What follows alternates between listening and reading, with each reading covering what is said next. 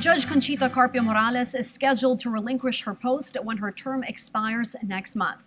The search for her successor is now underway as the Judicial Bar Council of the Philippines is prepping a short list of nominees or wannabes from which President Rodrigo Duterte will ultimately select the next graft and corruption czar.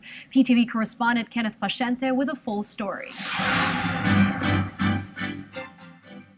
A Judicial and Bar Council panel screened the candidates vying for the position of the Ombudsman soon to be vacated by Ombudsman Conchita Carpio Morales on July 26. Labor Secretary Silvestre Bello III was first to be interviewed. The Secretary said that being the Ombudsman is his last chance to help President Rodrigo Duterte in his campaign against corruption. Bello also said that he's confident to handle the job given his stint as Secretary of Justice during the presidency of Gloria Macapagal Arroyo. I took the opportunity of applying for the position, hopefully to be able to help the President in his campaign against corruption. Next was Sandigan Bayan Associate Justice Efren de la Cruz, who touted his credentials, good health and speak and span reputation with no previous or pending legal cases. Attorney Edna Herrera Batacan, a former prosecutor in the Office of the Ombudsman who resigned in 1992, also underwent the panel interview. She wants to come back and reorganize the office to stop the alleged corruption from within.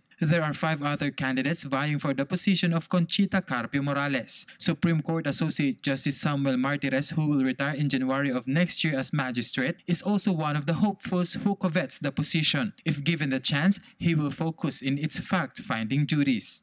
I think during fact-finding investigation, the cases that are filed should not be docketed so that it will no longer be the subject or a ground for a motion to dismiss on the ground of inordinate delay. After the panel interview, the JBC group will have its deliberation to come up with a short list of the candidates they will eventually submit to President Rodrigo Duterte, who will name his pick for the next ombudsman. Meanwhile, after former Chief Justice Maria Lourdes Sereno finally ousted from her post, JBC is now ready to open and start the application and nomination process to fill the post of the country's top magistrate.